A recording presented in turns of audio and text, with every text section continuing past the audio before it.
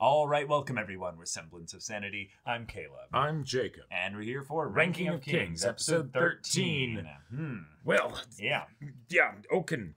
He's a bit terrifying. Wild man. Precise and lethal, but you know, King Bo is a bit of a unit, so he still did survive. He still survived. Yeah, he's got that hand twitch, so he gonna be okay. And Bebin might end up using him with his snakes. We'll see. Maybe. Possibly. But yeah, Miranjo has gone openly declared basically, I am your enemy healing. I want to bring ruin to this kingdom. I am going to, well, try to kill you, basically. Yeah, which definitely won't succeed. Well, yeah. Well, won't. Dorsch is with her, so there's That's that. good. But there's also the new bandits that are with Miranjo, and then there's also Boji still far away. Yep. Well, not necessarily far away, but he's closer than Shadowfat. Yeah, he's closer than Shadowfat. That's true. Yeah. It doesn't matter what the horse's name is. It's Shadowfat. It's Shadowfat. Yep. Yeah. That's facts. Yeah. Indeed. Yep. We don't make shadow the rules. facts. Yeah, exactly. Yep. But also, Dumbass is on his way as well. I feel like that's a bit for now harsh. He's Dumbass. For now he's Dumbass. But in a good kind of way. He's the dumbass that's going to wreck shit. But he also might be the stepping stone for like, oh yeah, Oaken, no, he really is that badass. Maybe we'll even see. Dumbass isn't enough. I don't know. We'll see. This is gonna be crazy. Yeah. So y'all, without further ado, let's get into this.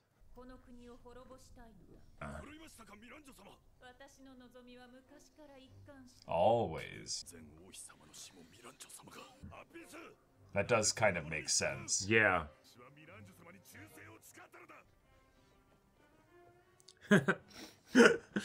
Fine, I'll do it again. Yeah. Ooh, and now he's got blades. Oh. Awesome. Oh. This is a monk main right here. Let's go. Oh, shit. All right, cool. These guys are legit. Yeah.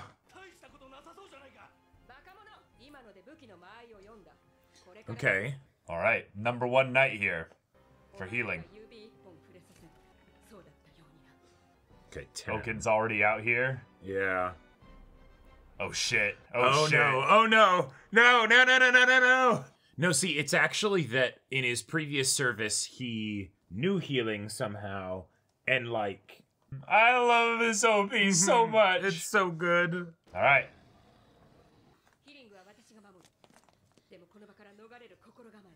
Okay. All right. Yep. That's a good guardian right there. You have the horse? Yep. So drive in and attack first.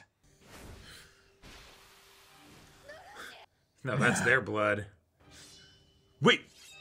Oh my god! What? Wait! Holy shit! Oh. The beasts are there to weaken them and potentially lower the number of the knights.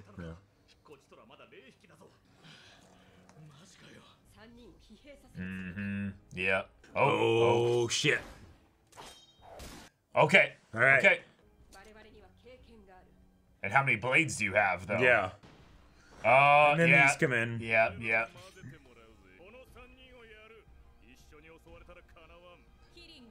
Oh, shit. Oh, crap. But then Anne takes them all out. Okay, this is gonna get good. All right, go back to healing. Okay, so there's even more. Just to piss them off, yeah. Yeah. Shit! It is a legend. Those are kill shots. Yep. The problem is those creatures keep coming. Oh yeah, three versus two. If they work together. Uh-oh. Yeah. Oh shit. Yeah. Okay. Crap. Yeah. You can tell they were losing.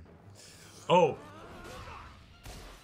Okay, but it didn't like splat them against the ground. Yeah, that armor's pretty hardcore then. Yeah. It didn't even bend. Okay, so Anne and Dorsch. Let's see this. To make the horse run. Nice. She doesn't get the choice. Yeah. Good call. Good call. All She'll right. run into Boji. Mm-hmm. Yeah, you're not going past. So who is this lady? The leader of their knights, I guess. Yeah, I guess. Of Healing's knights, yeah. Oh, unless... no. Oh, shit. Oh, fuck. Oh, shit. Nuh-uh. Nuh-uh. And there goes the horse. Oh. Oh, no. Fuck. Oh, no. Shit. So many moving parts here. Oh! Dodge! Fuck! Yeah, she can heal herself. Like, this will be okay. Oh! Wait! Shit! What? Oh, okay, that's a problem. That's a problem. Run! Yeah. This guy is terrifying. Oh! Whoa! What? Whoa! Let's go! Cleric magic! Wait! If he's undead or something, she might have just turned him or something. Or at the very least, maybe blinded him. Yeah. Wait, what? No, don't get off your horse. No. She can save Anne, maybe. Oh, sure. Yeah. Oh. Okay. Healing. Yeah. But I'm guessing even if she does succeed, it's gonna take it's gonna drain her power, right? Like, I mean, yeah, but she has literally nobody to protect her. No, I know she needs to do it, but I think that's all she's able to do. Get up. Oh, yeah. Shit. She's too good of a person, like. That doesn't mean she's gonna be dead. Okay, she just blacked out for a little bit. Wait. Oh shit! Wait! Yeah! Let's go! That's some D&D party shit where they're like, I put little regenerative stuff in my and that's why my it's pouch. such a big breastplate, you know? So it's like she's giving herself like a juice of her own healing. Right, like, right. Wow! That's so great. I love it! I love it. Come on. Oh my god, they're still like Hey, they're still like whole like they're 10 close. minutes away. Fucking dorsh. No armor. Dodge! Dark Souls roll! No! Wait. Shit! No, since you said that, he's not. Yeah.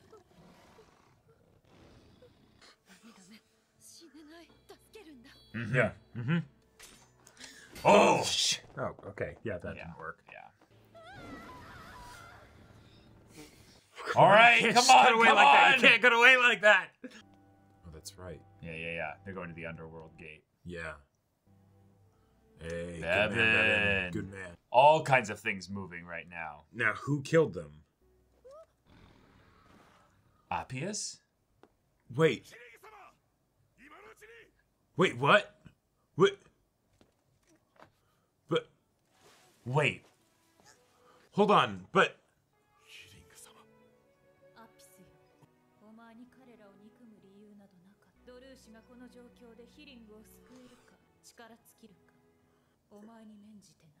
We need to know the motivations for all of this shit. Yeah. Kick their asses! It's like a boxer that's been down for 9 seconds. Holy and needs shit. to get back up. The absolute unit.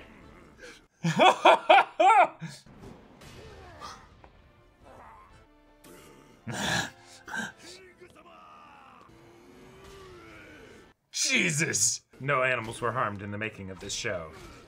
Oh my god, I didn't hear the neck break. Yeah.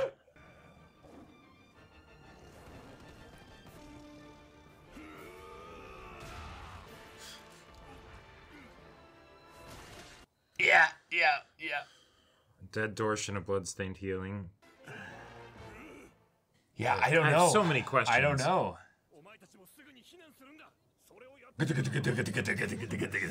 Oh. Wait. What is he doing here? Was he told that Boji is coming? Yeah, or maybe run. he just... Oh, he's just... Yeah, he just wants to kill. He's just here to get Okay. off on the violence. Yeah.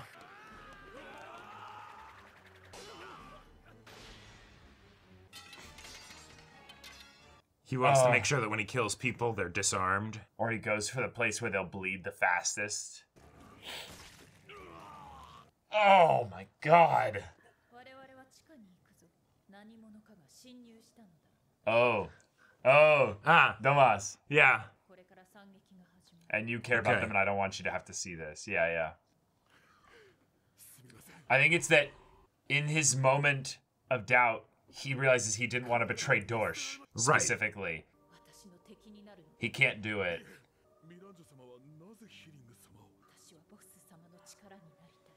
Oh, God. Oh. Oh, shit. Oh, okay. Yeah. Oh, really? Okay. Damn. Uh-huh. Gotcha. So that you can sacrifice them through the ritual method that we use down there to then... Yeah. Wow. Okay. Whoa. Whoa. She could just tell. Damn. Yeah. Healing with the cleric sense, you know? She's just like, I said some shit on that.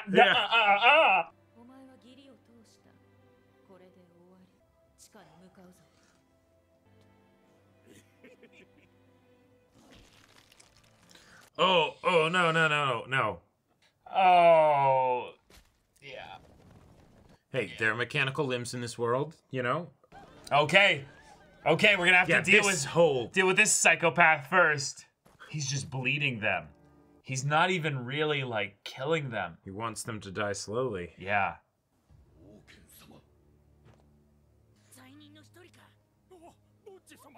Oh, and the people are gonna see Boji standing up for them. He is gonna become the greatest king. This boy's not gonna survive. Yeah. Yeah,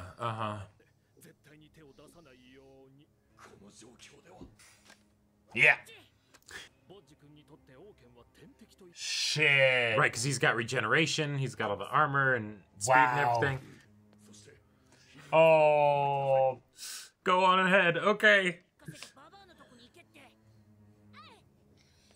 And Oaken shouldn't care about a kid.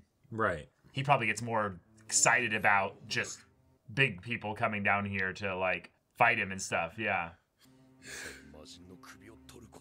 Oh, a demon. Well, I mean, he fights like a demon, yeah. Yeah, and his helmet does have the sucks the blood, yeah. Oh.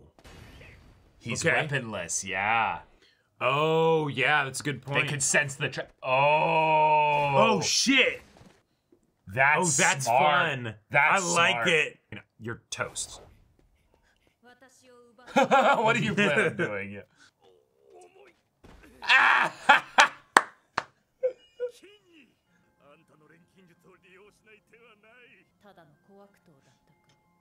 Gold's a soft metal.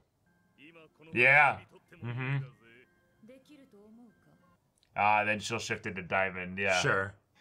He thought that guy was a match for Oppius even without a spear? Oppius is rolling his back, cracking his knuckles and everything. He's pissed. Yeah. Yeah. He's like, okay, I gotta help him. Diplomacy. Yeah, shut the fuck up. I'm the leader. You negative charisma, Andy. Right. Boom!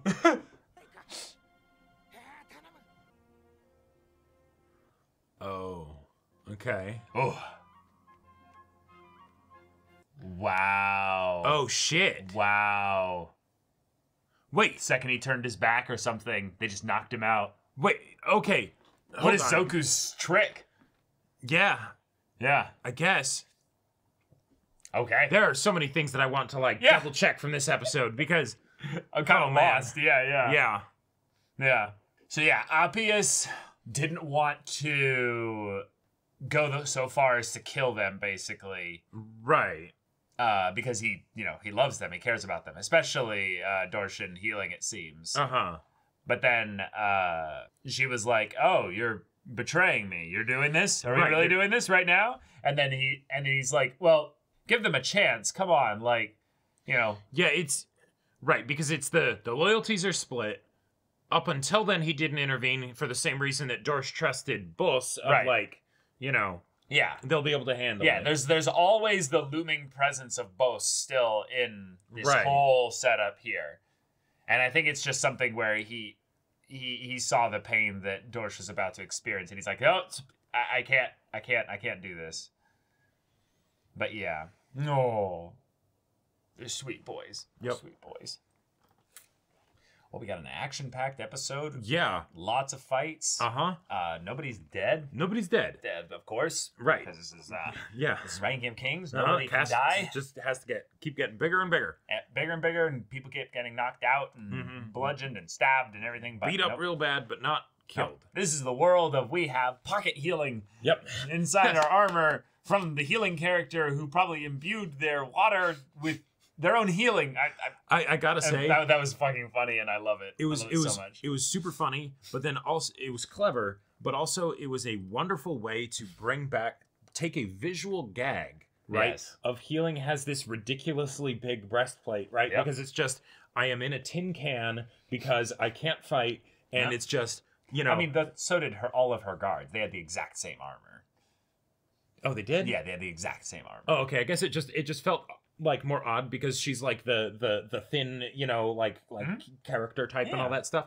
But then it's like, no. Because it's an oversized breastplate, there's room inside to pack other shit in there. Right. The armor wasn't made specifically for her. It's anybody can fit in this armor. It's there for everybody. One size fits all because it's just that big. Yeah, but exactly. Awesome. So she's okay. She's not safe necessarily because she didn't actually escape yet, so that's still potentially a problem, but okay, she's not dead like that. I feel like given that that's something that's been like a point of tension in the past couple episodes in that she's still okay, I think she's gonna be fine. Yeah, I kind of have to suspend my disbelief a little bit with this episode because there's a lot of points where I have to kind of give all the characters basically the anime rule of cool exception, except for non-named guard characters. Right.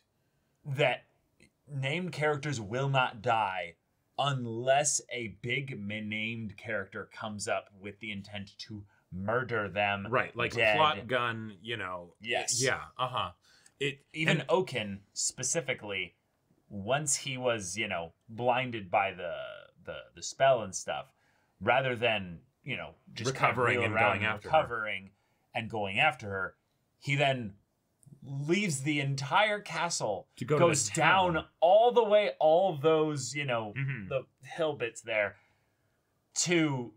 Yeah.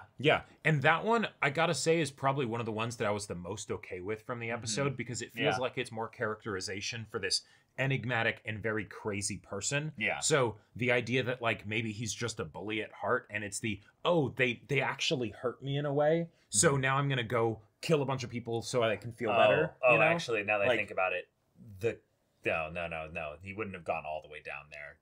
This part would be a part of the city and the castle and everything. So no, he didn't go that far. But like that's one thing. But then there's the whole deal of like, oh, okay, you have conflicting loyalties and all of that stuff. Cool, that makes for fun character drama and things.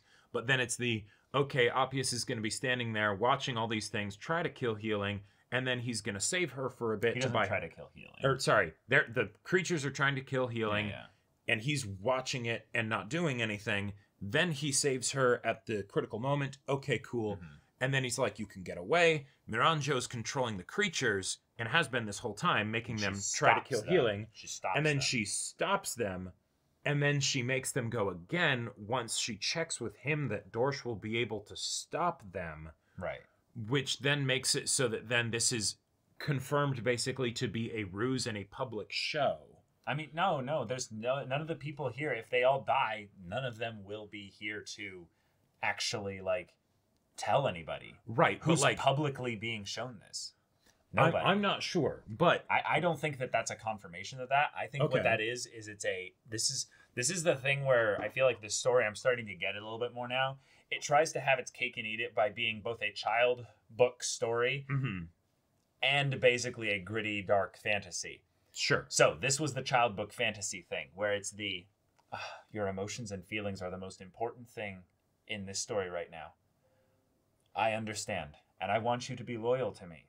So I'm going to give them a second chance. I'm going to give them, an extra 10 seconds. But no, healing is too good. She decides, I'm going to try to save Anne. She's not going to leave. Right. Oh, Dorsch is not strong enough to do this. I think Miranjo knows exactly the kind of things those people are. And she's like, look at me. I'm extending you a bit of grace, a bit of an olive branch. Maybe. And they're going to die.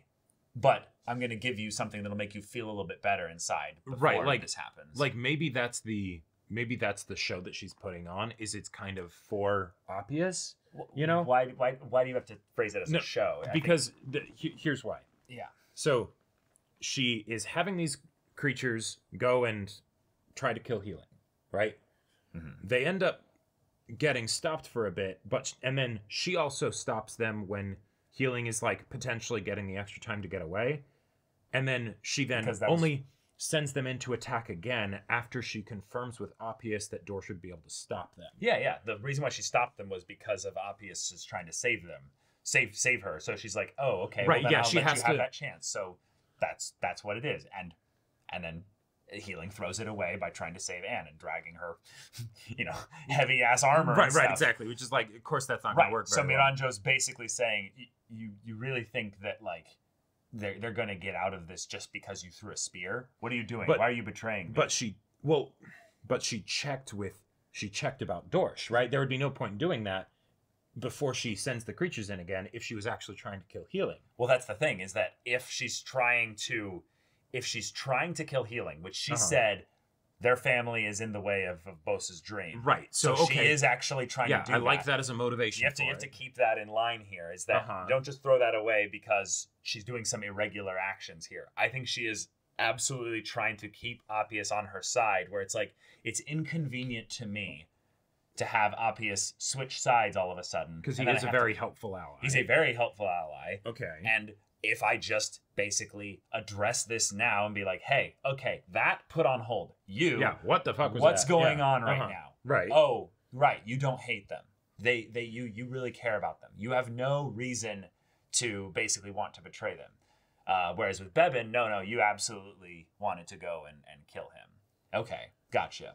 Right. So this here, I gotcha. Yeah, Dorsch trained you. Dorsch was the one that basically stood by your side in that regard. And I think also Appius just moved on reflex. I don't think he's thinking right now. I think he's very much the torn up inside, I don't understand how I can let myself do this. Right. That happening for Appius, I totally get. Right. Yeah, Miranjo was the one that I was a bit confused by, and I guess it'll, as the show goes on, it'll get more and more clear of exactly what it is. But yeah. Okay. Yeah, I guess maybe it is just one of those things where it's the storybook thing where it doesn't really make sense. Again, it's the idea that when you do the storybook stuff, I feel like there's an element of the story where a lot of the danger and how would I say this? A lot of the things that make the most logical sense get kind of thrown out the window for a little bit to basically focus on the emotions of the characters. How do you feel right now? What's going on? No, right. And then time stops. Nothing else in the plot matters. Yeah, exactly. It's the we end a scene with a jump scare, or not jump scare, but like a tense moment of like, oh, is this person about to die? We cut away, we come back, and they've been saved or whatever, right? Right. It's something that is unfortunate because after that happened, I felt like no tension in the rest of the episode. That's and I think this show up until that bit there did a very good job of convincing me that there were things that I didn't understand about the characters, and as a result of that, that's why there would be things that would seem like they were conflicting, but it's like the show was telling me they're not. you just don't understand yet. Well, that's still possible. It's just the execution right now that's flubbing. I think it's I think it's entirely. I think it's still the intent. Yeah, it's still the intent and desire of the story. But right now, this is the thing I was talking about, is that it's trying to basically hold both those things in tension, and it's failing right here. Is that the idea of having a children's book storytelling kind of thing where nobody dies, and it's just a lot of heroes and intense things of heroes fighting villains and stuff. Yeah. No, that didn't really work here. You kind of had too many things at play at once, and it kind of got lost in the sauce a little bit. Right. Like a great example I would say of that is healing, basically having healing powers, but then when she goes to heal her wrist, Oaken just sits there and just watches her heal her wrist this whole time. Oh, sure. It's the kind of thing where you don't think about it until you think about it, and then you're like, wait. Yeah, exactly. This is the guy that stabbed someone 37 times in the back in like an instant, and you're telling me, and then the answer I think that makes perfect sense that they're trying to go for is no, he's a sicko. You can't understand it. Yeah, exactly. Well, one of the defining characteristics is that he takes his time with letting people suffer, and so then he sees something that's new, and it's like, oh. You could suffer even longer if you keep healing. So many possibilities, right. And then he goes to, do something else, and then she blinds him, and he's like, fuck, what is this? Yeah. I also loved that the reveal was basically given this episode that she effectively has all the abilities of a basic low-level cleric because of detect evil, She literally had detect evil. There's a demon sussy thing or whatever. There's energy on this mirror. That mirror is bad juju. Get it out of here. She starts doing the cross, throw salt at it. She's like, no, no. And I love that it was like as soon as she entered the room. Right. She's just like, ah. Because she tried to look at herself in the mirror like, wait, what? Yeah. Like, it's not even like a thing of where she actively turned it on. She just passively smelled the stink, then probably actively turned it on and was like, oh no, what is this? And then of course the maids or whatever don't know anything about it. They have no idea. Because it was probably put in there intentionally, of course, but then it's oh, sorry, you don't like this mirror? We'll get it out of there. Yeah, absolutely. Yeah. But yeah, we got Miranjo's motivation specifically that ties back to the idea of Daida existing at all. Right. And that's the point that giant women are only able to have one child, and that by that extension, if they were to die, they are experiencing a net negative reproductive rate. Well, default, it's max of half. Well, yeah. Because, you got to have 2 to make a baby, right? Right, so, right. So giants are absolutely not going to last. No. Okay. No. Cool. Yeah. All right. So that's terrifying, but also that feels like a curse also. Sure. Since we're getting into the realm of demon deals and curses and things like that, maybe there's something more to this that they could get into within the world building side. But, and the mechanic of, wait, if you could steal all the power that your unborn child will ever have, then having more kids, that's like infinite power works, right? Like, right. But then there's this limitation here, and also Boss doesn't seem to want to, because he could have potentially found another female giant and had another giant kid and done the same thing over again. Maybe they're not as common as you think. And sure. That was the other thing I feel like we've also just had set up, is that there's a lot of partial giants in this world. Like people that actually have giant's blood in them. The humans that are such units. It's like, no, maybe that's the thing. That's the thing. They actually mentioned that. I think it was who was it? There's someone in the show right now they mentioned. I think it was Dorsch actually. That was partial giant or something. Oh, like really? That. Yeah. I think it was mentioned a few episodes ago. Gotcha. Yeah. So there's a way in which giants Gigan have is probably at least a little bit giant. Or wait, no. Well, maybe not. I don't know. Maybe not. Yeah. But just the idea that the idea of a giant marrying a human and having a kid there that would be partial giant, that means Daida is also, by extension then partial giant. So there's something to that there. And yeah, maybe that's why like he's as strong as he is, you know? Maybe. Like, cause you know, I mean, he got stronger by having Bose possess him, though. Like, definitely. He's using Bose level strength, kinda. Yes, and that's its whole thing of like, wait, how does that work? How does that work? Like he drank some of the sludge, but you know, right. Again, that's the area. Fantastical, magical stuff happens. Yeah, right. But okay, we have Oaken facing off against the leader of the Underworld Knights, who can't beat him. Who can't beat him. I like that as a development, and as a, you know, in the storybook aspects, the classic "don't do this, you won't be able to beat them. Wait until I get there on my horse that's way too slow." You know, like, yeah, you know, whatever, right? But then it's the no. I actually, even though you said that, I have to protect Boji. Right? So, Boji, you go on, and I'll hold him off here. That's the other thing. He's not protecting Boji here. He's not protecting the people of the town. He's actually just doing a good thing. He's actively contradicting his king's orders. His king told him to go and basically take over the kingdom. That's true. This is not a part of that. You don't need to kill Oaken in order to do that. Oaken ravaging basically this town here. Yeah, you could come back and deal with that later. Yeah, that just builds you even more as like the potential like saviors of the place of like, oh no, I guess Oaken's here right now, so that could make that kind of complicated. But if they rode past, went into the kingdom with Boji, they would have an easier time dealing with that. Deal with everything else, and then figure out how to deal with the one super strong lunatic that's killing people that, from their perspective, don't matter. Right. Come back with a massive group of people, and it's okay, we might not be stronger than him, but like... But there's 12 of us. There's 12 of us, you know, so eventually we'll take him out. You know? Right. Yeah. Or even just trying to do something where they're like, hey, you know, and try and piss him off and kite him around with their horses. Yeah.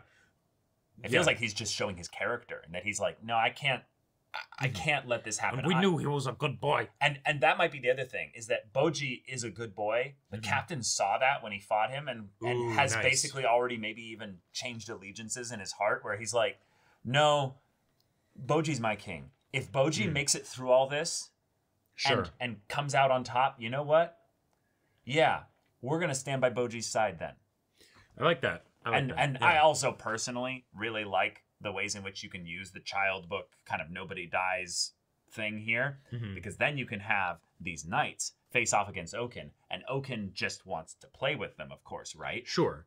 They can all get their asses beat, but then when Boji ends up coming all the way back around, saving the kingdom, becoming the setup for the greatest king, and then goes and enters the ranking of kings, all these knights are going to be on his side. Everybody lives. It just builds up the legend. It just builds up the legend. Yep, exactly. Yeah. And that's a fun thing that I feel like that the show can do. It's just something where when you have moments like this, it kills narrative tension quite a bit. The idea of Healing's life being in danger has been held as a sword of Damocles for like 3 episodes now. Yeah. And I don't feel it anymore. No. It was killed this episode. Yeah, it was killed this episode. Yeah. But I gotta say, the development of like Appius being knocked out and then the guys grabbing Miranjo and running off. That's exciting. That's exciting because I don't like. These guys are scumbags. They're just greedy. And villain on villain conflict is just a treat to see in general in stories, because they're not tied to like all of the usual things that the protagonists are often tied to. Right. So it can go in all kinds of crazy different directions and stuff. I also love the idea of Miranjo feeling a little bit like kind of peeved that she might have to use powers that she's not maybe used to. I love the idea of her just making herself heavy or invulnerable, which is like, yeah, fuck you. You can't do anything to me while I'm in the mirror. But they're like, well, cool, but we can still carry you and make it awkward for you. We could bury you. Like you turn into gold. Gold can still be cut. Yes. Like, you know, you turn into diamond. Okay, but we're still carrying. But then we're carrying. Yeah, exactly. So you know, and then that's magic you're expending. How long can you keep doing this? You know. Right. Exactly. There's 3 of us. Save that for when you really need to. But it could be interesting to see her try to like mentally dominate one of them, or just not even dominate, but like try and start suggesting and creeping into the mind of one of them to be like, yeah. This is a great idea. This is a great. Yeah, you are amazing. Well, yes. And was it Zoku? He even said like, "Oh, I should use your alchemy. You can turn things into that gold." was the other. The other one. The other one. the black-haired one. Gotcha. Yeah. Black the brunette. Yeah. But he was like, I would be a fool not to use your alchemy. Of course not. Yeah. It's like free gold. Why not? And then she's like, try me, bitch. You know? Yeah. So that's gonna be fun to see. Damas is going into the underworld and all that stuff. Yeah, so he's gonna seal them off. Yep. So awesome. Yeah. I loved that as a distraction of something to get Miranjo's attention. I love it. Like it tripped some alarms in her. Right. Exactly. Yeah, all of the other stuff. I'm like, wait, what's Miranjo after? But then suddenly it's like, oh nope. They'll finish you off. We have an emergency to deal with. You know, I need access to that door. Right. It plays into the cliche of the villain doesn't stick around and make sure the job is finished, but for a reason that I believe. You know. Right. Yeah. It's also fun because we don't fully understand. We have suspicions as to her ties to the underworld just in general, but the idea of her having ties to monsters, her having some things that could tie her to the demon that we saw inside Bose, but then also the OP recently showing that the demon very much was like childhood friends with her when she was alive. There's a whole bunch of stuff there that is like there's a story before this story that we haven't seen in totality yet, but there's elements of the ways that Miranjo acts that shows that is still a present story. That is still actively working within her mind and stuff right now. And we have to just wait and see how that goes. So, Bose, you keep getting more and more complicated as time goes on. Because the Daida second child thing, there's some stuff that I think we'll have to understand there, because I'm still kind of up in the air on that. Of if he had the child, it doesn't necessarily mean that they're going to have some kind of ritual, right? Except and yes, right again, but he seemed to get with healing on Miranjo's recommendation specifically so that you will never die, you know. Okay. So you know, even if he wasn't the one who did it, that does seem that like he was open to the idea, or still wanting to play Miranjo a bit more, or something. There's an element of give and take in this that is very odd, because we don't know who's in control here. Right. Is Bose leading all this, or is Miranjo leading all this? We get the feeling that more and more when we see them separate, now that Bose is back, you know, in a very specific form, he does not have full alignment with what Miranjo is doing. He very much like has like Miranjo's gone. Okay, cool. We're gonna do things a little differently. Oh, Miranjo's here. Oh, okay, cool. Yeah, I'll dance with her. Right. Have a little moment here. So it's like Miranjo is powerful.